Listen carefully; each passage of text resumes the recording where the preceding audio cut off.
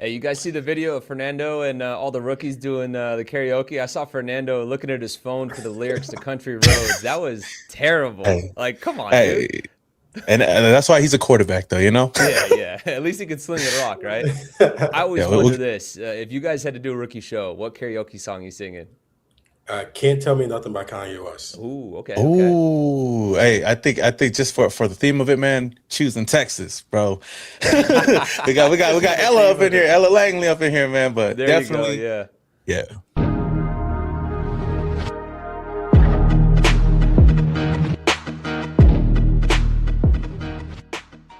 Hey, Let's go. What karaoke's an always a intro. winner, right? To that Yeah, point for us. too, I saw Mafi going ham to Ella Langley at practice the other day before someone cut the aux and moved to something else. It was hilarious. Oh, I did hear Uh, about that. I think I see you guys yeah, tweeted. Somebody tweeted that out, it but was that's Sam. hilarious. Yeah, I was standing next to Sam, and he was like, "Damn, put some respect on Ella's name, man." It was Yeah, it was hey, funny, but Mafi yeah, and the O line liked it. she go hard though, man. I ain't Yeah, gonna lie. yeah, definitely. Well, hey, Raider Nation, shout out to you guys. Thank you for joining us. Welcome into episode, what is this, episode 3, 4 of the Raiders Three, Collective? I think Yeah, three. episode 3 of the Raiders Collective. We're shifting the dates around a little bit here as we try and kind of shuffle our schedules and stuff. You guys can see Ryan McFadden from ESPN. He is in Houston getting squared away for the game against the Texans on Thursday. We got TJ Leota, Mr. SamoanRaider, and myself holding down the fort in Vegas. Got a nice little Sir. break for us, right, as they're on the road here. Yeah, it feels Makes it good. a I little mean, more we were fun. talking about it before. Oh, my bad. I didn't mean to cut you off. But like, No, yeah, we you're were good. talking about it before. It feels good to at least be home. For me as a fan, but I know for you, like, covering the team, staying at home is kind of like a big thing for us. Yeah, Just yeah. No, enjoying I it, would love to enjoying the see game on joint the road. practice. That's for sure. Because like those are always crazy, Ryan. I know you didn't end up covering joint practice either. So all of us today are going to be talking about all the reports and what we saw. But there's a lot to take away from all of that. But man, joint practice is big, especially when you're doing it against the Houston Texans, right? I mean, that's Hmm. about as good as it can get in terms of joint practices for a young team that's trying to figure out all kinds of things. And I feel like when we talk about joint practice, right, guys, we got to start with Kirk and Fernando splitting reps with the ones. Is that something that surprised you guys to hear that they were splitting reps? No, not at all. This is Yeah. something that Coach Clint Kubiak mentioned after the preseason opener against Arizona Cardinals. That Mendoza. He also mentioned Aiden O'Connell in that, and when he in excuse me, in that sentence that they all deserve first team reps. But when he said that, I was focused on Fernando Mendoza, and I think he was really saying that directly towards him. That Mendoza, from what we've seen, he deserved those reps, and those are much needed reps. How can you have a Yep. quarterback battle? How can you have a quarterback battle without him getting some extensive rep with the first team offensive line against a talented defense as the Houston Texans? So it wasn't Yeah. surprising to see him go out there because that's what he needs. Because that's how you evaluate where he's at moving forward. And I've said this probably when it came out that the Raiders were going to go compete with Houston Texans in joint practice. I said this for like wow on like multiple like radio shows and stuff like that. Was like, this is going to be the time this is the week right here is going to be the determining factor of how this quarterback battle is going to finish out in terms like this is where they're going to get as much film as possible to see how Yeah. where Yeah. Mendoza at from a developmental standpoint, and where's the gap at between him and Kirk Cousins. Even though Kirk Cousins is going to be the guy to begin the year, you kind of want to know you want to know where's that gap at, that developmental gap is between Cousins and Mendoza, in case you do need you need to throw Mendoza out there some earlier than normal during the regular season. Yeah. Yeah, for sure. Like I agree with Ryan because I don't think it was surprising at all, and it was a perfect test for Fernando too to get some looks against a first team defense, and I mean one of the best, if not the best, defense in the NFL. Like it's a perfect way because you get to see what they have. Well, we get to see what we have in Fernando Mendoza in a controlled environment because, Hmm. well, as it was announced today, the Texans aren't going to be starting any of their starters. So, like I said, when you're in practice, you get to try a lot of things out, and I think it was good to see. Yeah. Him, Kirk Cousins. I mean, it wasn't the best day according to a lot of reports. I know we'll get into that a little bit, but at least. At least it's okay to make mistakes in those practices than it is to make mistakes when you're out there starting. So no surprise at all. I just didn't. I'm surprised that we didn't get to see a little bit or hear too much about Aiden O'Connell getting in a Yeah. sense. But I know he's not really in the competition. But just overall, like not really Yeah, surprised he's with trying to Fernando. gas him up. I mean, let's keep it real. You know what I mean? Like it's Kirk and Fernando. Like if we're being completely honest about that. And yeah, like I'm with you guys too. Like it would have been malpractice to draft a guy number 1 overall and not give him first team reps against a team like the Texans in joint practices, or no matter who the heck you're going against in joint practice. Like you would have had to see that, because I know over the years, and Ryan, like you can attest to this too. Every team you cover in the NFL, whenever you talk to these guys, they say they get more out of joint practices than they do the preseason games, because the coaches aren't worried about like showing their entire defense. Now, if you're playing a team later in the year, yeah, they might withhold a bit, defense or offense, honestly, in terms of what they're throwing out there, because they're not worried about it being on tape, whereas like the world can see it all in the preseason. They're running a lot of vanilla looks and things like that. So this is your opportunity to get real looks at guys. And as we talked about, like we weren't there, but from reporting from our homie Sam Warren, even Ted Wynn from The Athletic was out there, a couple of guys here from Raider Nation Radio, all that stuff. They were all out there reporting it, did a great job covering things for us while we weren't there. And, we hear that Fernando threw a pick in the red zone, would be pick 6 to Jalen Petrie, a play prior. I think it was a near pick on that one. And then Kirk also threw a pick 6 in the red zone period as well. So kind of an up and down day for both. But Fernando had one where it looked like he kind of escaped pressure, hit Brock Bowers for like the deepest shot of the day, the biggest chunk play offensively. And then Kirk as well, having moments where he looked good too. So I'm curious, like from what you guys heard out of joint practice as it pertains to both Kirk and Fernando, what stood out to you? Good, bad, ugly, whatever it is. I think one thing that stood out to me is just hearing the comments from guys like Will Anderson and CJ Stroud, and how they say, like, Fernando has a bright future. It's just one practice.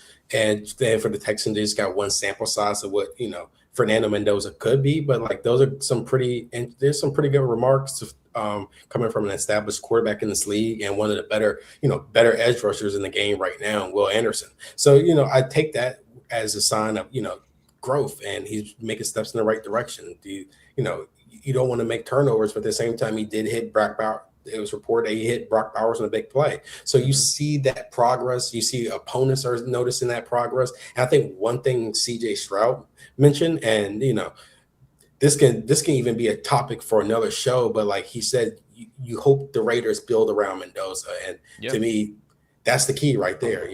The Raiders got that franchise quarterback. It's just a matter of, can they build around this guy and read between the lines in that one. Sorry to jump in, Ryan, but like that's like when a guy says something like that, they tell you like he's that dude. He needs help though. That's what he's saying, right? Yeah. Most definitely. And like and we all knew that. They're building the pieces. You already got Brock Bowers in the building. Ashton Genty's going to year 2. Maybe you get something out of Malik Benson as a sleeper pick, but like there's still a lot of work. But they are making the necessary strides in terms of doing that. But if you want to get the best out of Mendoza, as the franchise quarterback, it will take the whole team putting the right pieces around him so he can succeed. Yeah, I think the main thing is like what Ryan said again. Like, I think it's the upside. A lot of these guys are seeing the upside with Fernando. Of course, he's not going to be a perfect quarterback, but he's showing a lot of good things to really be, excited about, especially with his growth. And I think one thing that I took away from, I forgot who reported it, but it was from the Texans side, where they were saying like, Fernando Mendoza, even though he wasn't perfect, he looked like he took command of the offense in his pre-snap. It looked like he was like his pre-snap. Like leading in pre-snap, and it was something that definitely showed out there. But another thing that I seen that for Kirk Cousins, I don't know if you guys seen it too. I guess he kind of got heated at the end of practice yesterday. I did hear that, yeah. He got heated in practice, and I guess somebody hit his arm again. This is something that him and Max Crosby went back and forth about. But he had that whole thing talking about it. Like, you can touch me anywhere. Oh. Pause. Yeah, you can touch me anywhere, but like just don't touch my arm, And I was like, oh dang, what was the point of the red jerseys? But overall, I think I love the fact that the quarterbacks overall, Kirk and Fernando, struggled a little bit because that's what happens at practice. That's what you want to see, and it's not about just making the mistakes, but how you bounce back from it. But this is I think the first time both of these guys really got a lot of pressure from a different defense, right? Especially like the Texans. I know you're going up against the Raiders defense, and we've always been hearing, I know you guys reported a lot of times Kirk Cousins is balling out at practice, right? But then again, after watching him against the Cardinals, I don't know if it's really the Raiders defense or it's just the Raiders offense that are really good. So going up against a really elite defense like them, it really puts it into perspective how the Raiders are right now, and it kind of tempers my expectations on them overall, especially that quarterback position. But yeah, I think overall it was a good it was a tough day, but I think a learning experience overall for both of these guys. And I think that's a good way to look at it, TJ. And I think a lot of fans should look at it that way because it's like the litmus test. Because like also like you have to keep it real about where this team is at. And I feel like we've all done a good job of, you know, being real about where the Raiders are at in terms of building. And that this is really, I know fans are tired of it, but a foundational year. And if they get it right, like it can set them up for big success in the future. And so like this is likely, at least I've been saying this, I don't want to put words in your guys' mouth, but like a 6 to maximum 8 win team.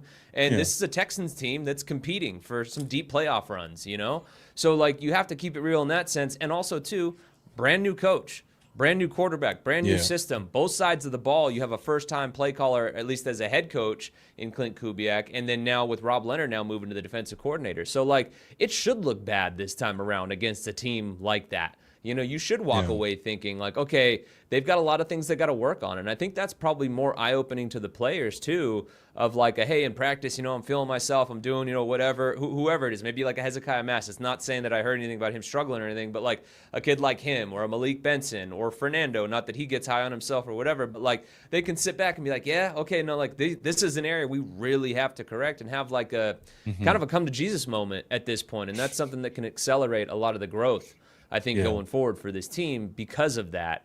And so, like, I'm very curious, even though the starters aren't playing in the preseason game, how the Raiders look offensively, defensively, all that different stuff. But one of the things that stood out to me is, and we've kind of seen this here and there with Max, is the lack of protection at times. And like Max Crosby, we know he is an all-world type of player and is going to get his, and he's done that from time to time. But I feel like on the whole, they've done a pretty decent job of corralling him. You know, it hasn't been stretches of like, oh man, 3-4 days in a row where Max wrecking things, right, Ryan? But in this one, we hear about the pressure that Kirk and Fernando were facing. Does that make you guys worry a bit about the tackles, or how do you kind of, I guess, analyze what we heard about the pressure that they were both feeling, mostly on the edges with DJ Glaze and Colton Miller?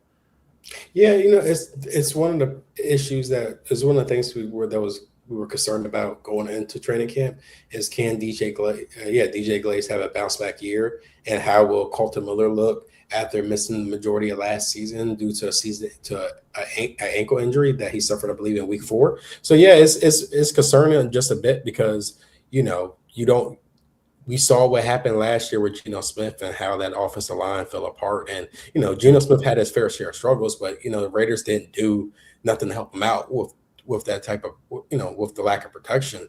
And, you know, I think they're going to be better because you add Tyler Linderbaum. So, but it's still that right tackle spot is really, you know, it's been a concern. And there's times where DJ Glaze has looked good in practice. And, you know, there's times where he looks overwhelmed going against Max Crosby, and Max Crosby is getting, even in the practice we watched, Max Crosby's getting home, or, you know, DJ Glaze is getting called for holding because he just cannot contain Max Crosby to the highest level. So yeah, this was something like, you know, I know a lot of fans were shocked that the Raiders didn't go try to get a offensive tackle in free agency. You know, they're really trusting in that continuity that, you know, both tackles Miller and Glaze already has, and believe their offensive line coach Rick Dennison can get the most out of them. But still, like, it's still, you know, one joint practice. We still have a lot more football to go. So maybe, you know, we'll see better results. And, you know, you're going against like I said, one of the better defenses in the league. So that is a big test. And it's not surprising that those guys will face concerns, just given how good the Texan defense is. Well, TJ, kind of to that point, like I know you said you don't pay a ton of attention to the O-line, but like, and I know last year, as bad as it was protection-wise, it was such a big issue for him. But like from a fan perspective side of it, like, do you guys, like, for the folks that you talk to, like, are they like, hey, look, yeah, we can't correct everything in an offseason, or is it like, damn, it was malpractice not to fix the right tackle spot? Like, how do you think a lot of fans really go about that? As it pertains, I guess, to this joint practice. Yeah, I think a lot of people were, like me included, like, of course, I dive deep into the offensive line like that. But of course, like this offseason, I thought it would have been a perfect time to go and, you know, bolster up that offensive line. You know, of course, the center spot, the guard spots, and the right tackle, especially the right tackle spot, which I was surprised they didn't address it at all. And just going with the same guys that they did have. Of course, they brought in some veterans, and Tyler was like the biggest move for sure. And he'll hop a lot, but to what extent we don't know yet. And just seeing this practice, I'm not gonna say like I'm too worried, but also I'm a little bit worried, but then again, they're going up against two Max Crosbys. I know CJ Stroud was asked. Keep in mind who they're going against. Yeah, he was asked about Max Crosby, and he's like, Max is great, and all that, but I go against two Max Crosbys every practice. So, but for the Raiders, we don't usually deal with that. So when you're going against the best, you're going to struggle. But like I said, it's what you learn from that. After what I've seen against the Cardinals, even though their pass rush isn't the same to what the Texans are, I think they're going to do a much better job than last year. We just don't know, like, to what extent. I like the pressure part of things, like for the quarterbacks. I think, like I said, like it's good to see because you get to see what you have in these quarterbacks, especially Fernando Mendoza and how he responds to that. But like I said, it's just joint practice. I won't really worry until we go into the regular season with these ones and see how they look. It's just keeping that same. I think the main thing is keeping that camaraderie, and until it's bad, then that's when I'll press the panic button on them. Yeah. But, Ryan, I'd like your thoughts. Oh, go ahead. What's up? No, I was gonna ask you real quick, like with the whole JPJ situation, real quick, because I know he didn't travel, and then also he traveled. He's not gonna there. He just didn't. He did travel. Yeah. He just was there in street clothes. Yeah. Okay, but he's not gonna play for this preseason game. At least that's. Is it anything to really worry about to go into the season, or is just something they're just being cautious with? Yeah, not 100% sure. Ryan, do you have any reporting on that one? Yeah, JPJ's injury is more of a short-term thing. Short-term injury. They're not expecting to be something that should prolong for too long. Shouldn't prolong, but as always with a lot of these injuries, they've been they want to be cautious and make sure everyone's fully healthy. By week 1, but. Just even ESPN inside Jeremy Fowler, he also reported as well that JPJ, the injury is not too much of a concern. It's more of a minor thing. They're just being cautious. Yeah, okay. But see, the interesting thing to me with all of that, though, and I'm glad you brought that up, TJ, because this was something I did want to get into, is like, the conversation with Mendoza and the ones and him trying to battle and everything. Like, at least his performance against the Texans may or may not make the coaches have to sit back and be like, okay, we have to have a conversation about this and what he showed. And I think at this right guard spot, like we've said many times, this is the only rotation they've had along the starting quote unquote offensive line thus far throughout training camp. And now that JPJ wasn't there for, the most important practice of training camp, right? Like that's not a stretch to say. And then is now not going to be available for the preseason game as well, at least is what Clint was saying. Then that opens the door for Caleb Rogers to start and plant those seeds of doubt even further, where there were already questions about, is Jackson the answer at right guard, as evidenced by the fact that they're cycling through these guys, right? Yeah. No, for sure.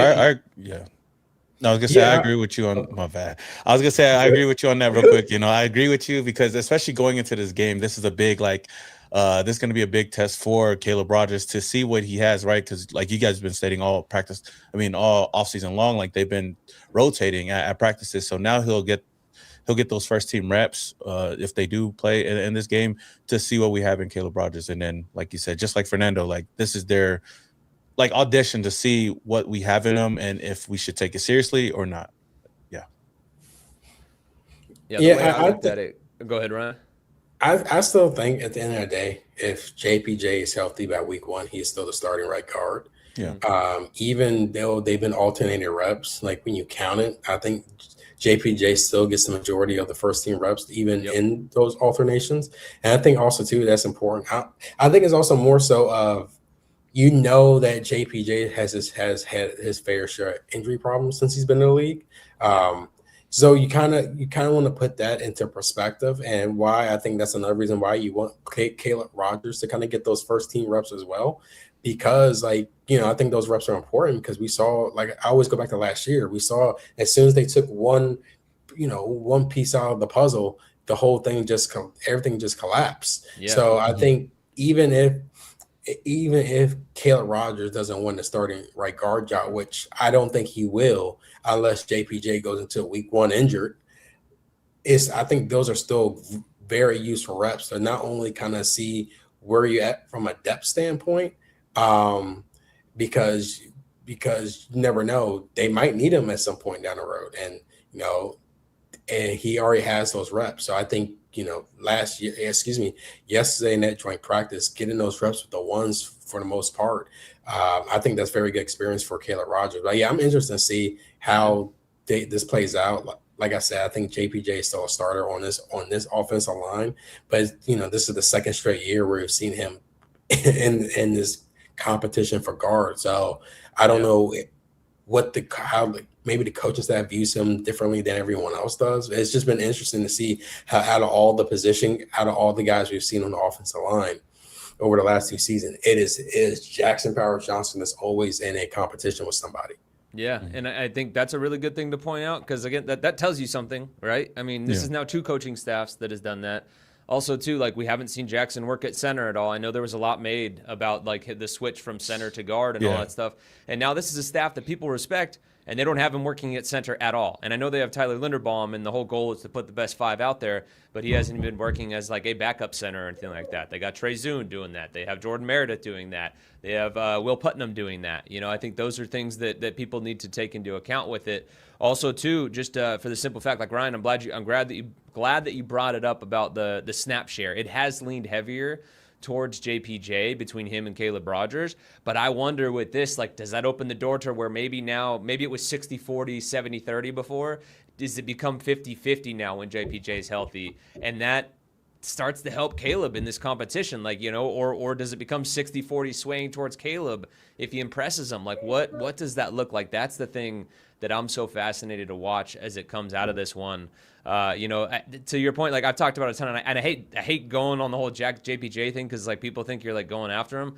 I have doubts of whether or not he's going to end up being a starter along this offensive line, just with the folks that I talked to and stuff. And I know it was really famous on my show. It went nuts when Ryan Hogue said that he didn't think he'd start a single game for the Raiders this year. I don't know that that's the case, but I think there's enough doubt, and at least I've started to come around to the idea, and the moves the coaching staff has made in terms of the rotation of right guard makes me wonder what's going to end up happening there at that spot. And like at this moment, again, with health being an issue, because availability is the best ability, right? We talk about that all the time. Yeah. I think right now, not to be a prisoner of the moment and overreact too much, but I think that Caleb Rogers is going to end up being the guy there at right guard if I had to ask that question right now. And that's why I'm fascinated to watch to see how it plays out, because I think it's like almost like a here we go again type of thing. That's what it feels like, And if Caleb can show enough, I think that's where they can trust him a bit more going forward, which makes it just such an interesting battle to watch. Yeah, I'm like I don't want to think too far ahead and base everything off of just injury. Exactly. Like I said, it could be a minor thing, but to your point, it's just I'm curious about his future, right? Because let's go back to last year with JPJ. He goes into the offseason saying like, hey, it was great to spend a whole offseason focused on one position, which he spent the whole season working as a center because he thought, under Pete Carroll and that coaching staff, they were having to start a center. We get to May, we get to start training camp, and there is Jordan Meredith with the ones and Jackson Powers-Johnson, him and Jackson Powers-Johnson battling it out. And then after with Alex Kappa, and then on top of that, so after the first preseason game, Pete Carroll basically says, yeah, Jordan Meredith is our center, and JPJ is competing with Kappa at right guard. And I'm like, okay, crazy. that's kind of crazy. And then we get into the regular season, and we're still seeing JPJ and Alex Kappa alternate occasionally, right? And I wanted to butt in for a sec here, Ryan, too, because I think some people would be like, well, hey, that's a spy tech guy. But like, look at the moves that Pete Carroll made and things like that. Like, he didn't play the young guys. You know what I mean? And those were spy tech guys. So like, I don't know how much influence spy tech had into that. Sorry, just wanted to throw that out there about the Kappa thing. So then we go into this year, right? And we're thinking, oh, JPJ is that right guard. I went in there thinking, they have three, like 3 or 4 spots, like the majority of offensive line solidified. We're in the second, these last 2 weeks or so of training camp. Once again, he's competing at right guard between him and Caleb Rogers, and everyone else we have not seen no other movement. We haven't seen Trey Zune with the ones. We haven't seen DJ Glaze get swapped out of right tackle for Zune or Charles Grant.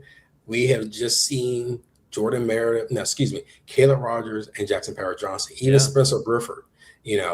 He's been he's seemed like he solidified that role of left guard, and which is crazy because on the depth chart, the second, the guy behind Burford is Caleb Rogers. Yeah. And we've rarely seen Caleb Rogers. We've seen him get a few reps at left guard, but majority has been at right guard. So for the last 2 seasons, the whole situation revolved around JPJ and what their plans for him, their expectations are for him, are just, to me, they're just all over the place. And it's hard to kind of pinpoint how this organization views him. Yeah. Yeah, it's really interesting though, like, because like as a fan, like looking at it, JPJ when he got drafted to us is like, oh man, that's gonna be our guy. And then of course the whole debacle that went on last year with the center and then switching him out, and then going into this year, you would think that his job out of everybody on the offensive line, me, thinking the offensive line is set. We got Coy Miller, Tyler Linderbaum, and then JPJ, and then everywhere else is whoever. But now, like to hear like a lot of back and forth with him, like it just makes me wonder, like, dang, like what is it with him that is not going right? Because I don't know, when I see him when we see him over there or playing, it seems like he should be good, but it's just kind of crazy to see that the whole mix around. But at the end of the day, like to your point with Caleb Rogers being competition, I don't think it's a competition until you make it a competition, which that's why this game is going to be really, really really intriguing for Caleb without JPJ out there to see if he could make it somewhat of a competition going into the season.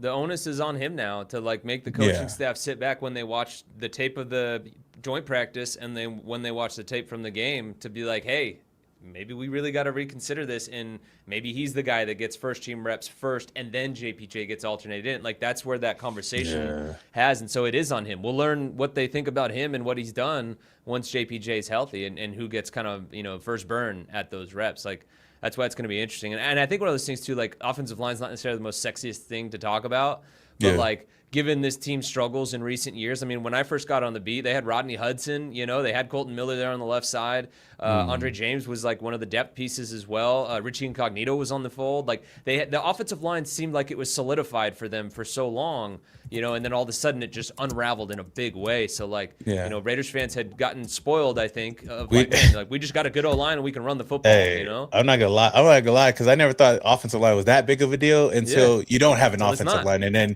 your quarterback's running all over the place. I'm like, dang, we could use some guys. But I think it's gonna be interesting this year with this offensive line. I think definitely, like we stated before, I think coaching plays a big part of it. Going into this season, I think they're going to be better than last year, but that's not saying much. It's just we'll see how they go down the road. But at least we got some depth for now to see, especially how they protect the quarterback position. Yeah, and to Ryan's point too, like, in terms of Jackson's future, like they have bodies at guard. So like if there is a move, I'm not saying, but I know there were murmurs in the offseason, people talking about a potential trade or anything like that. Like they have plenty of guys to where from the outside looking in, it makes sense to move one of them. And again, what's the return on that? I don't know. For a guy that hasn't been healthy and has had the issues that he's had in terms of the different coaching staffs with, where he's at and everything. But if you find a team that values him enough, it could make sense to move him. Yep. Yeah, so it'll be interesting. On the flip side, or before we move on, is there anybody in the chat or anything we got to get to? Yeah, I just wanted to give a quick shout out to everybody that's watching, everybody on the chat. We're over 100 people watching. So if you guys haven't already, man, hit the like button, hit the subscribe button, man. We'll be here every single week, most likely on Tuesdays or Wednesdays, depending on which day. I know, but we're going to be Tuesdays. We're going to be on here weekly at 5:30 talking about the Raiders every single week. Guys, I apologize. No, you're good. Because trust me, it'll probably move all over. But shout out to the chat real quick. I want to shout out, we got Mike up in here. We got Brad up in here. LA Crash Dog up in here. We got Raiders Resistance, the Raider Room. Nice. Raider Ron is up in here, man. We got Mike Nato up in here. Let me see if I got any questions. Wait, was Raider Ron the guy that won the Mendoza jersey? Just want to confirm that Raider Ron did. Yo, I think so. Raider Ron. Good. He didn't say nothing about the jersey, but if you got the jersey, let us know, man. Because we told him to hit you up. We made sure to let them know, man. But yeah, let's see. Anything crazy? Okay. I'm gonna ask this real quick, or not. He says our defense can be top 20 if our pass rush is excellent. Pay got to step up. No, I like that's a good question to get into some defensive talk here. Yeah, but we'll probably get into that, huh? Yeah, so, well, it's a good transition to get into some of the, because we were going to talk about the run defense being an issue, but before we do that from the joint practices, like before we do that, Ryan, like what do you think about their pass rush? Because like to me, like I left, and on my show when Ryan Hogan and I were breaking it down, like it's like kind of felt like a wash, rinse, repeat of when Max isn't out there, there's no pass rush. Like, and again, take the caveat of it's vanilla preseason. They sat in nickel the whole time. They're not blitzing. They're not doing any of the exotics. But still, you got to win your one-on-one battles at some point and get some pressure going. And that, to me, is what I walked away with more than worrying about the DBs. Because, yes, they got to cover too. But, like, at the end of the day, you got to get home and help these guys out. Yeah. Yeah, if the Raiders can't get consistent pass rush outside of Max Crosby, then it's gonna be tough because, like you said, you're relying on some young DBs, and the strength of your defense right now is going to have to be the guys up front. That's why you bring in Quay Walker, who can use his versatility, whether he's lines up as an off-ball linebacker or you put him in the edge. We've seen him, quite a bit during practice where he's lined up in the edge trying to add some additional pass rush juice, but it can't just be Max. And the reason why it can't just be Max, because I remember General Manager John Spytek, he briefly talked about it at the league meetings, but he didn't go into too much detail. But he said he's had conversation with Max about potentially limiting his snap count to preserve the longevity of his career.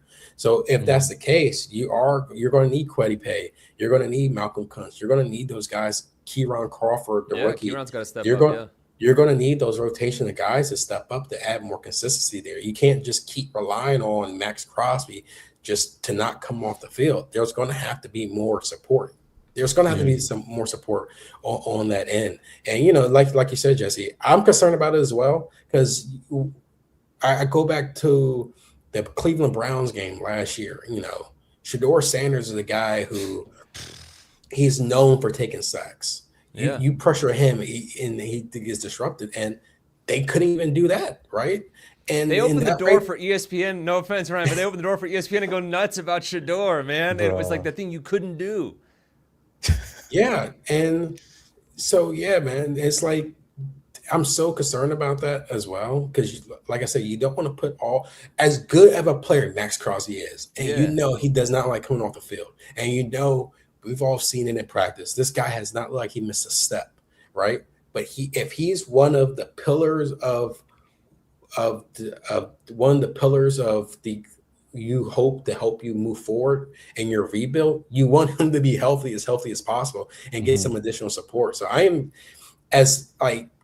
I know it's a preseason game. It's just one, right? I'm not trying to get too concerned about the defense after one preseason game. And I don't know if I told you about this at practice or someone else. I go back to like the year Mike McDonald, excuse me. Dude, it's so hard to keep all the names straight. They're all the same. Exactly. But I go back to I covered the Ravens his first year as a DC. I remember that defense did not look good in the beginning, and then they suddenly clicked. And after that, he praises this brilliant defensive mind who gets a head coaching job with the Seahawks and engineers the defense so good to win the Super Bowl. So you kind of want to have that patience, but when we go back to that game from a pass rush standpoint, from a run day and inability to get some pressure from your defensive line in terms of stopping the run, right? It looks like signs of what we saw last year, and that was one of the issues they had as a defensive unit, which put even more pressure on than secondary. Mm-hmm. You can't be stressing your second and third level without by not having the pass rush. That's for sure. Definitely watching that last game too. Like, I'm not gonna lie, because watching it, of course, it's so easy to get on the young secondary, right? Because I had expectations to see them really ball out. And we've been talking them up. Like, to be honest, like we've been talking. Well, that's what I'm saying. Like, I want to see how they pan out. Zeke. I want to see Jamal. Like, and just to see him get blown coverage or just not turning their heads around on certain plays. Like, it's really frustrating that you kind of overlook a lot of other things, which I've seen a lot of people talking about that too. And I didn't talk about it in my instant reaction because I didn't really think about the defensive line putting pressure until later on. And I'm like, because we didn't have no pressure.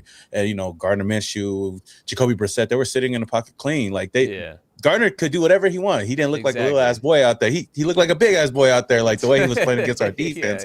So we're definitely gonna have to find that out in a lot of these other guys. And Kwity Paye, I think, is a name that people are bringing up, especially in the chat, because we paid him to come over here to help out. At least bring some pass rush ability alongside of the young rookies that we do have. But this can't be the Max got to do it all show, because if it is and the wins don't start stacking up, then it's gonna be like, okay, it's going to be another tough season. But definitely we got to find that pressure from somewhere else. And I'm hoping that it's just preseason and that they're not, throwing everything at the wall right now. And of course, there's going to be a lot of questions with Rob Leonard if this was to happen during the season, because this is his first time being a defense coordinator as well. So, like I said, I'm just hoping that it's just preseason, but that's why I think this next game is going to be pretty big, because maybe they're going to want to make CJ Stroud a little uncomfortable, and then whoever else they have out there. Well, and that's the thing. Like, if you can get 2023, 2024 Kwity Paye out of this, when he had 16 and a half sacks combined over those 2 years, like, total game changer for this team. But, Ryan, what were you going to say? I want to let you get in there. I think, like I said, I also like to go back to this whole idea of, like, kind of, let's be a little bit cautious. Like, not be cautious. I mean, like, be patient just a little bit and give this some time, especially when you're dealing with a first-time defensive coordinator. Because I look at the numbers, right? They had a blitz rate. They only blitzed 8 times, right? Yeah. And even in coverage, they were in zone coverage on 24 plays compared to 8 in man, according to Next Gen Stats, right? So, like, I look at stuff like that because when I bring those numbers up, I expect them to blitz a little bit more during the regular season. It's just I feel like Rob Leonard just has a really aggressive mindset. A lot of players talk about them being really aggressive. So I think you're going to see them blitz a lot more than what we saw last in the preseason opener. On top of that, I think you're going to see them play a lot more man moving forward than zone coverage. So that's why I said, like, it goes to, like you said, Jesse, very vanilla stuff. They're not trying to reveal too much, but at the same time, you still want to have that. You still want to have somebody to provide some support from a pass rush standpoint, even in the interior, whether it's like, Jonah or Tonka. Tonka's a guy who you hope kind of has that juice as in the interior, just for what we've seen at practice. Because I always we're going to go back to what I said.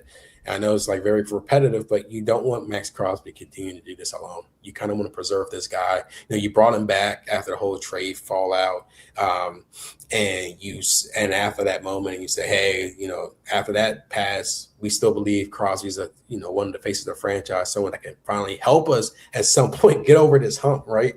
Yeah. And in order for him to do that, guess what? He has to be healthy. You don't want to be in a situation where he's playing through a serious knee injury for 7 games, or how many games it was last year before they shut him down. You don't want that, because you want him to be around for the long term. And so you need Kwity, you need Malcolm, you need Kieran, Tonka, you need all those guys. I just want to see I do like to see a little bit more consistency from that standpoint. Will we see that in the preseason? I don't know. It depends on what they want to show.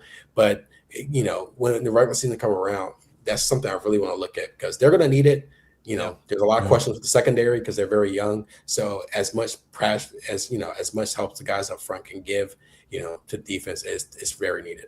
Yeah, I would say, like, for me too, like, kind of echoing what you're saying, Ryan, like, patience, which I know that sounds tone deaf saying to Raider Nation. I know you guys have had to be patient for so long, man. So, but like, too long. I would say, but I would say, like, patience in the sense of, like, wait to really like withhold judgment on the pass rush and a lot of things with this team, probably till you're about like a month in, 4 weeks into the season, when they've had a chance to really run their stuff. Because again, like, what have we been talking about so much with the Raiders defense? Multiplicity, and to your point too, Ryan, I think also they're going to be more aggressive, and they're not going to show a lot of looks. They're not going to blitz in the preseason, especially when that's something that a team that's trying to rebuild but wants to still win at the same time, they're not just going to unload it and show the world what they're going to be running for the year, because the way teams can get a jump on other teams when they have a new coaching staff is that the book's not out there on them for the first couple weeks of the season. You don't see their punch and counter punches to things. So, like, that's where I think, like, try to withhold judgment or get too high or too low on anything until you're about a month into the season, when everybody's got a book on you, they see what you're running, and you can actually kind of throw that full arsenal out there. I think that's the smartest way to approach it.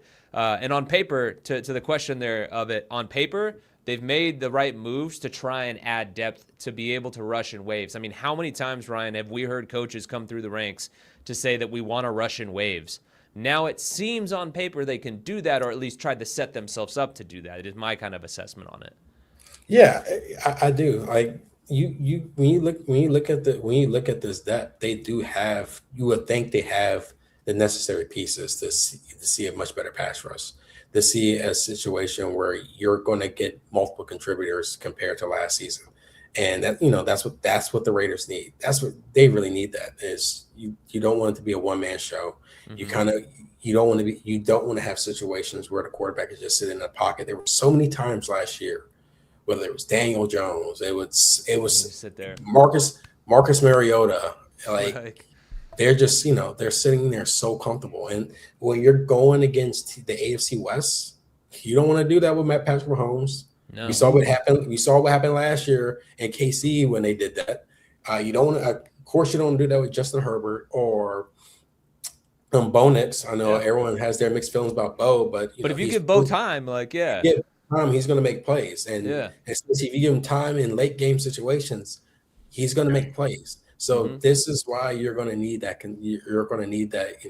You're going to need some more juice coming out of that unit. So, it wasn't the prettiest performance against the Cardinals. I think I forgot the number. It was a crazy number where I think both quarterbacks had bound to go 16 for 16 in the first half. I think it was 16-16. Yeah.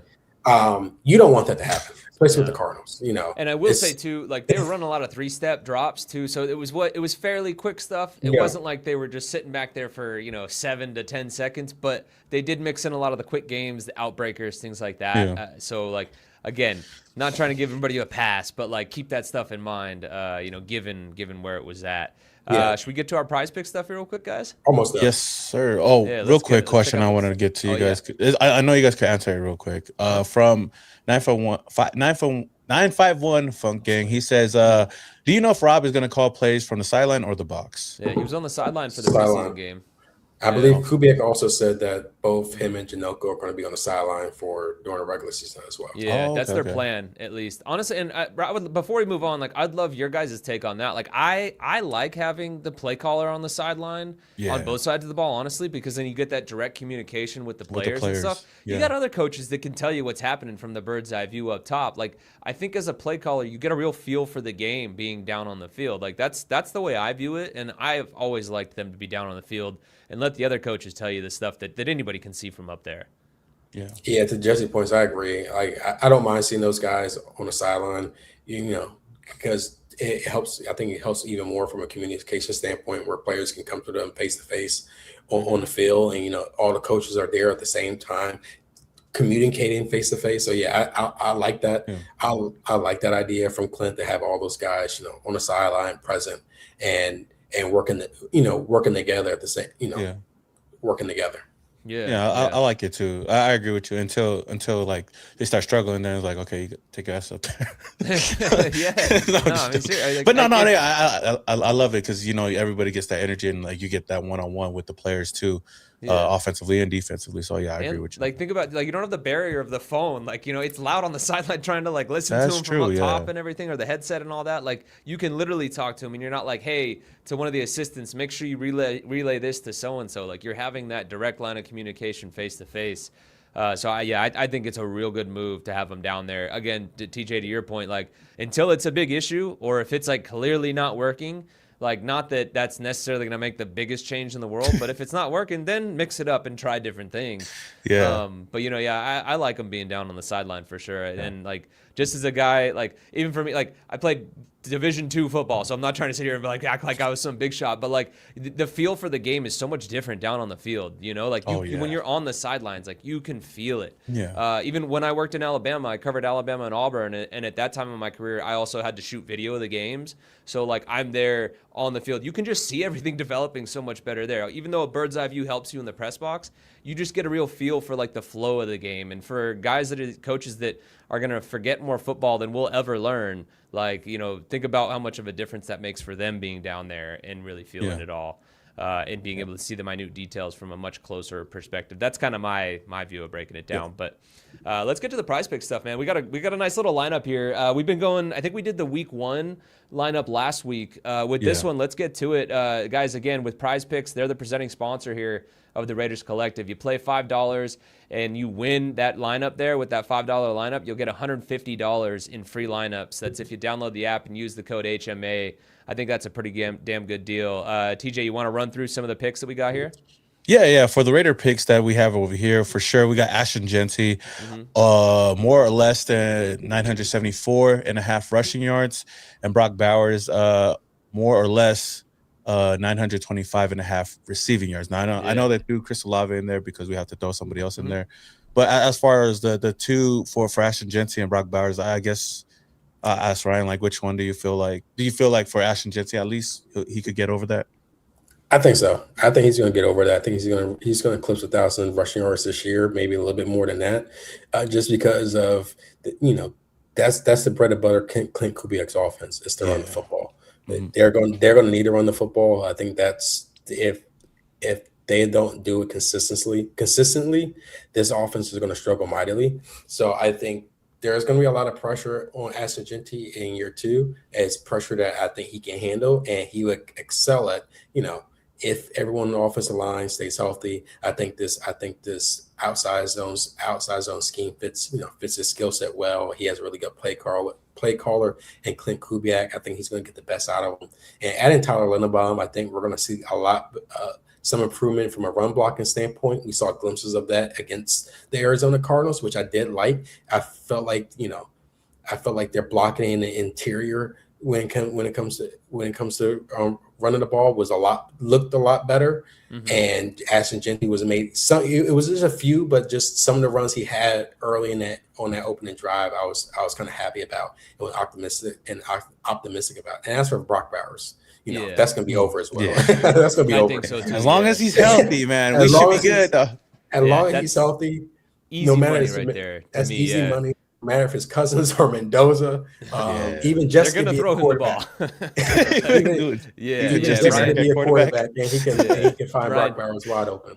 Definitely. To your point on Ashton Jeanty too, just in that preseason game, we talk so much about this team running that wide zone scheme where they're attacking outside, stretching the defense laterally, and all this stuff. They mixed in some gap runs. They were running downhill, and for the folks.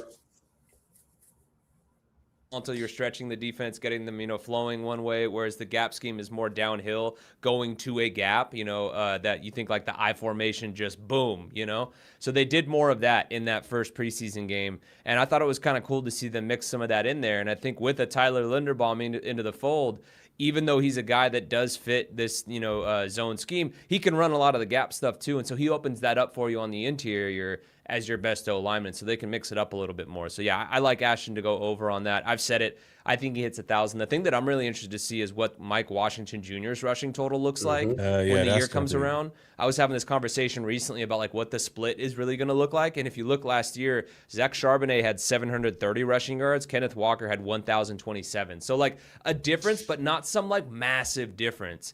You know, so I'm just really curious to see what the split's going to look like for him. But I think there's no way in the world that Ashton doesn't hit 1,000 yards, barring health or anything like that. I want to add to your point about Mike Washington. I know Kubiak went into this, went to training camp believing Jeanty can be this bell cow running back, someone who does not come off the field, right? And I think if they do want to utilize Jeanty that way, he is fully capable of excelling in that role. But man, Mike Washington is really making a case for him to see some. He had a rushing touchdown in the joint practice too. Yes, I think he's gonna get. He's showing that he deserves a lot more carries than maybe what was expected.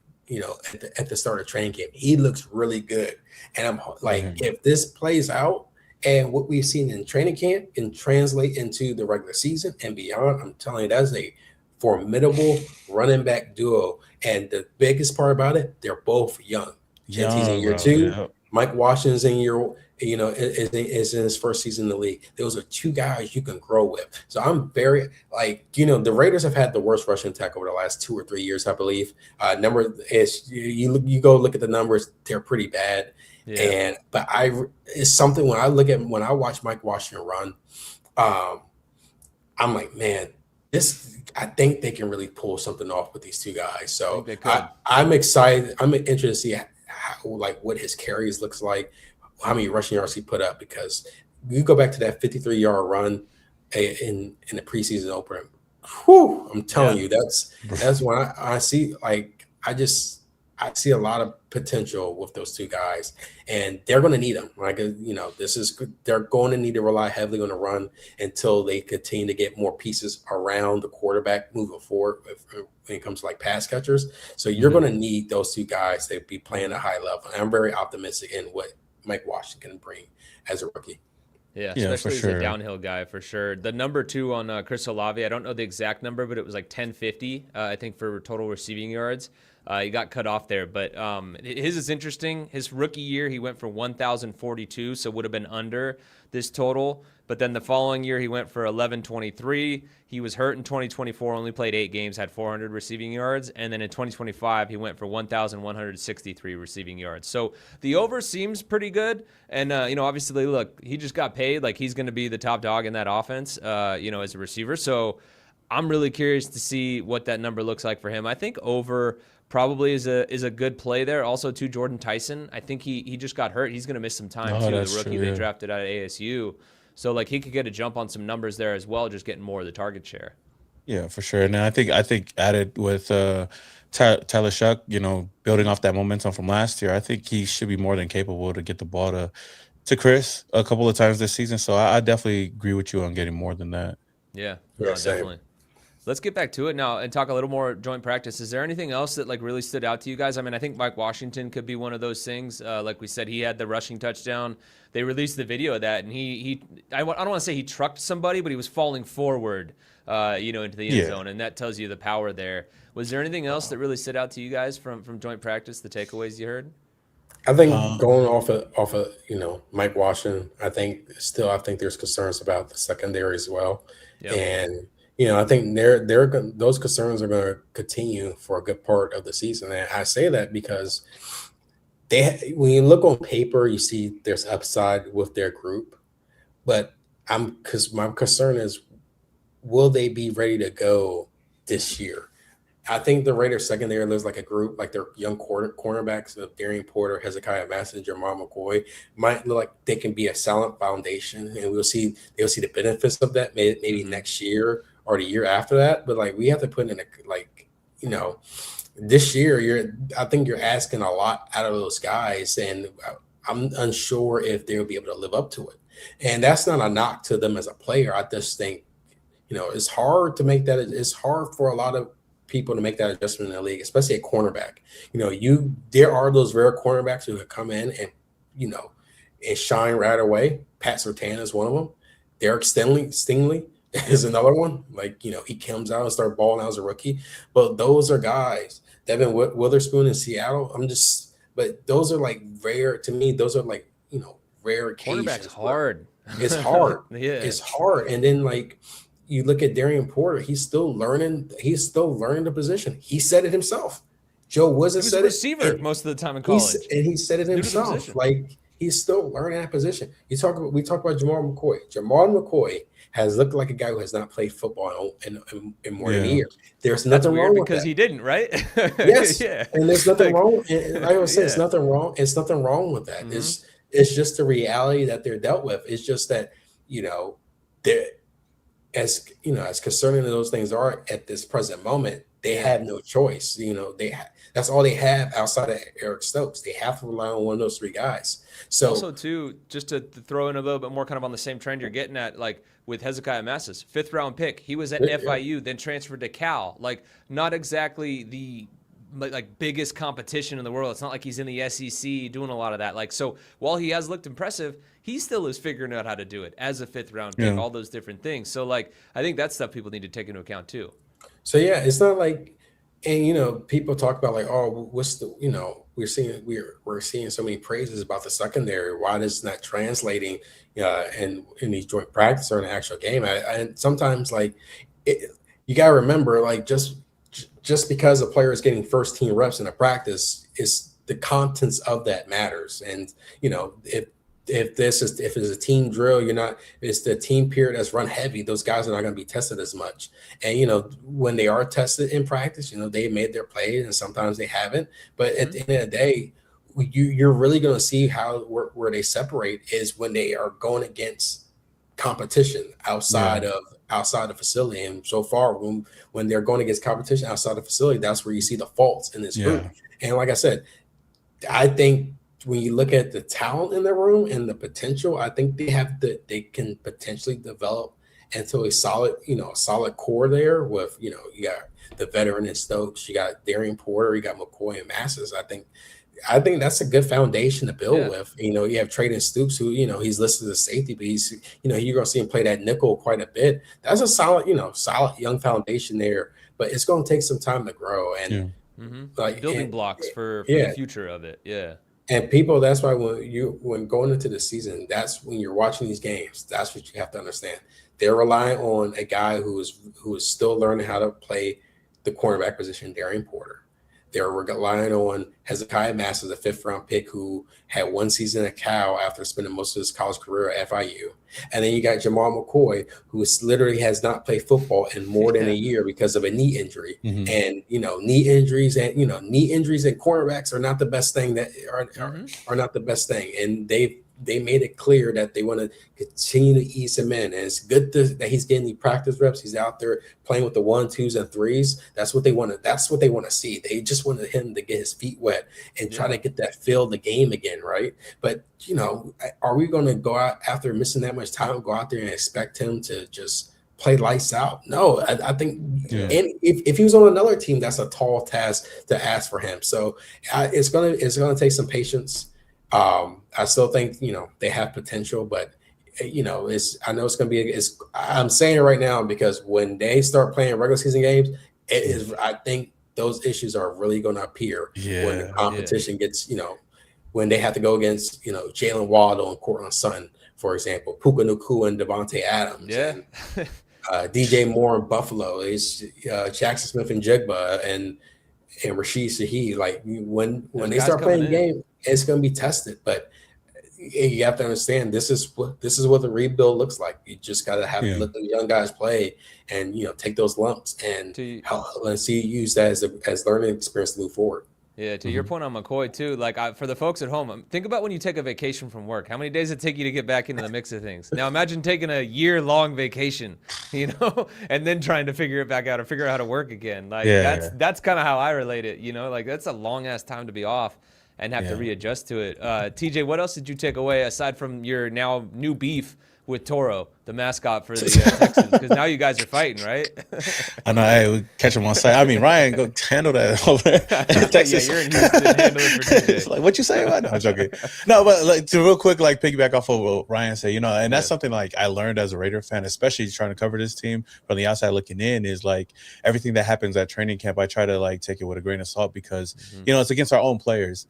And I'm always okay, it's good that they're doing good at practice, but I want to see them really look good. It's one thing to look good at practice and another thing to look good when the game actually matters. And I think that's what we've been seeing so far with our team. So I know it's a young team, and I think a lot of Raider fans got to temper their expectations, because I know it's our fault too, because we get to hype these guys up a lot too. We take what you guys say, or say we drafted McCoy, it's a steal, and we're all like, oh man, he's gonna be shut down corner.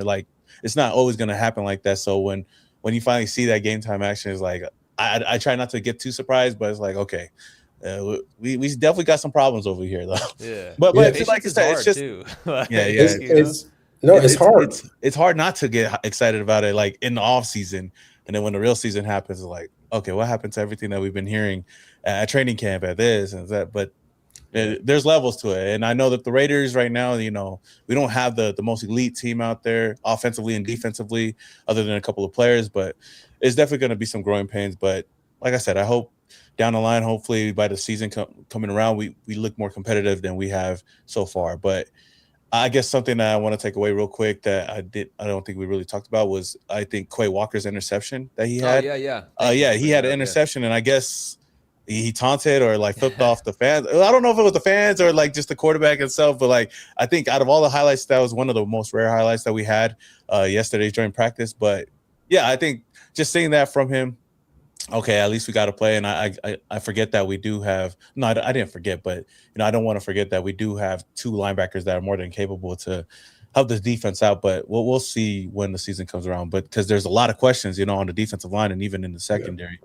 But I think another point I like to make too about the secondary is kind of two, and it goes to when we create optimism for training camp. I think it's also worth noting for fans. I would like to throw us out there is when we out there tweeting, we're tweeting what we see, right? Yeah. If Hezekiah Master gets an interception, he got an interception. That I'm not we're not sugarcoating nothing. He got the pick. We saw him get the pick.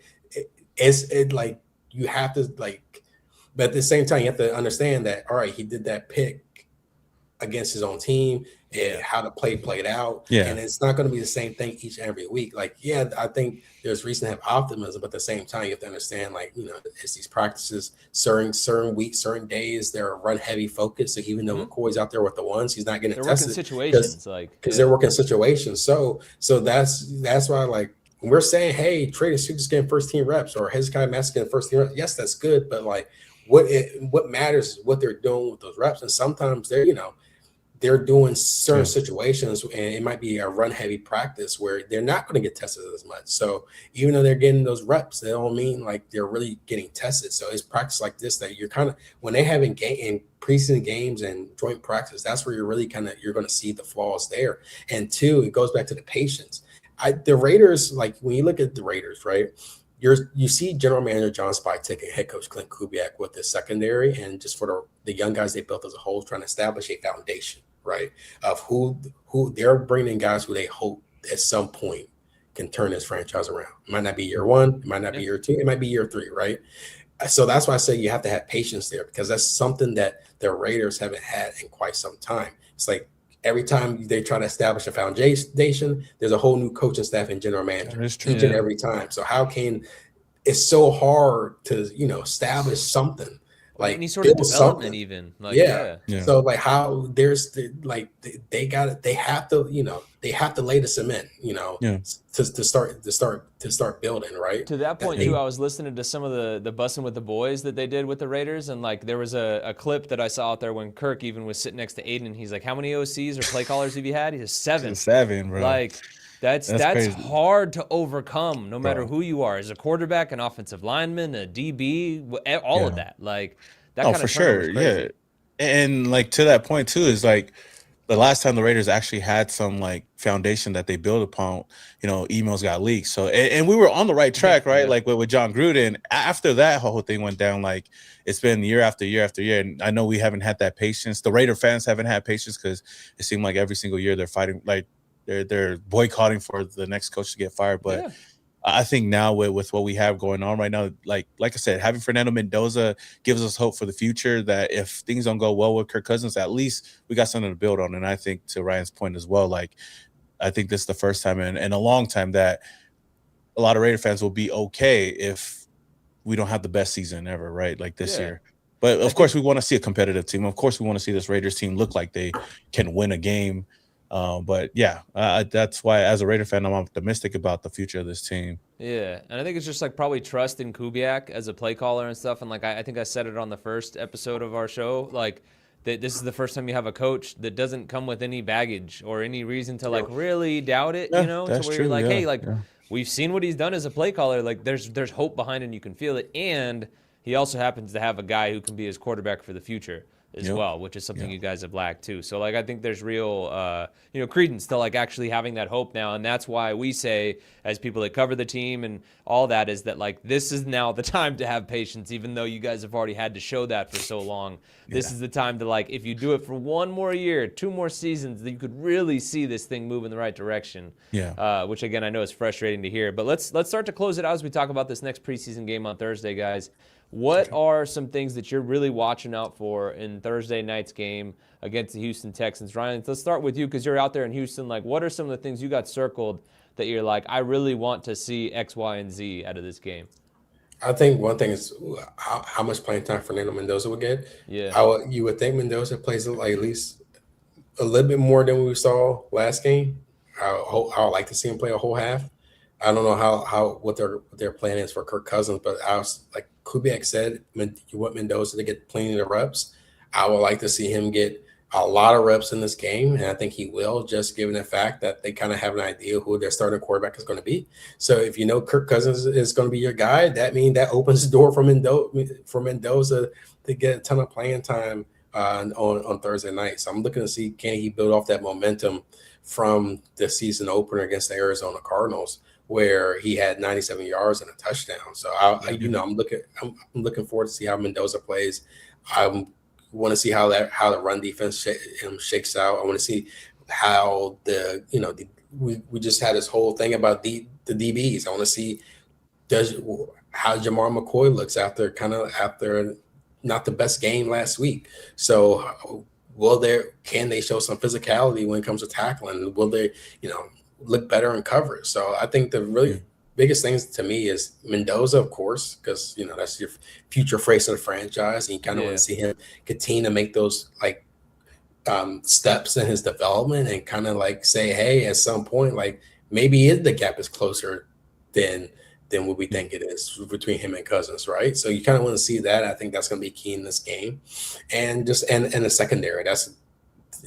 Because I didn't like how they played last week, and you want to chalk that up as the first preseason game for everybody, for your rookies, for your first time play caller. So how do they bounce back in this game in Houston? And they're not going to be playing against the starters, right? So that kind of helps. D'Amico Ryans announced today that he is going to rest most of his starters in this game. So but you still kind of want to see those improvements, because even last week they wasn't going to get starters and they were still struggling. So I want to see how that young secondary looks going in their second game. Yeah. I think for me, for sure, I think Fernando, that's an easy one. But outside of that, definitely, I think for me is just seeing the run defense, because from what I've heard yesterday, they're bad. The Texans did great running the ball against the Raiders defense. So just wanting to see that, especially knowing that, I don't think that they're starting any of their main starters, but the offensive starters, some of them will get reps. So that'll be a good look for our first team defense to see what they have and see if they can stop that run for sure. And then on the opposite side, of course, our running game, I definitely want to see Mike Washington go out there, because he's going to get a lot of reps in this game. So he's a guy that I want to see just go out there and continue to play physical and see if he could kind of capitalize off of what he did last week. Yeah, no, definitely. I think all those things for sure. Again, Mendoza, and for me, I don't need to see Kirk Cousins against a bunch of 2s and 3s. Yeah, guys trying to make a roster. You know what I mean? I don't need to see, to be honest, that's the interesting kind of we talked about leading into the first preseason game. How much burn does Mendoza actually get with the ones? I'm real curious to see how Clint matches up against the lack of starters playing on the Houston side of things, with how many of his starters does he actually throw out there as well with Mendoza. Like I said, I don't think we're going to see Kirk, to be honest, because again, throw him out there against dudes, 2s and 3s, okay, cool, what'd you get out of that? Whereas Mendoza, you can get a lot from it, So that's going to be interesting to see who else he's out there with, if they do give him some run, maybe with the first team O-line. Because it was very clear, too, coming out of that joint practice, that Clint wasn't happy with the way that they ran the ball, lack thereof. They didn't really get the running game going. So does he want to really get the ones out there with Mendoza, help them establish the run, and then start mixing in more of his passes and stuff, and seeing what he can do from that regard? So I'm definitely going to be watching to see how the running game looks, whether that's Ashton Genty and Mike Washington or just Mike Washington.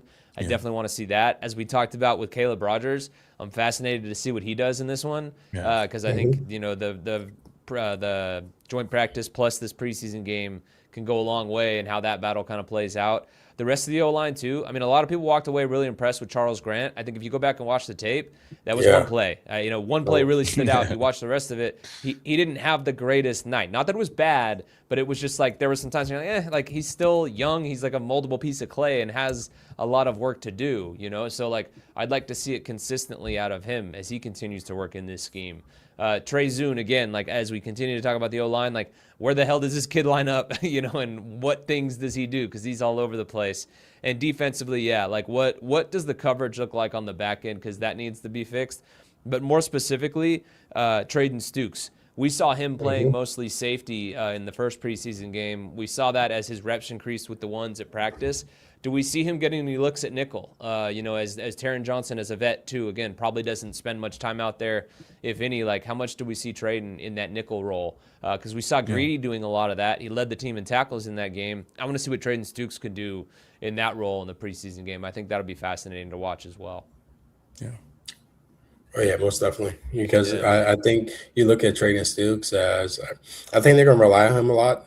I say they're going to rely on him a significant amount. I don't want to say a lot, but it seems like they're going to have a rotation there at nickel. They're going to have a rotation there at safety. So you're going to see situations where Traden Stukes is deep safety and opposite side. I'll pull them out, and they're going to push Jeremy Chin to the line of scrimmage, close to the line of scrimmage, or you're going to see the other way around, where it's Stooks at the nickel, and maybe Teron Johnson's back there as safety. However they want to mix things up. So I think Yeah. you want to kind of see him get reps playing both positions because they're going to need him.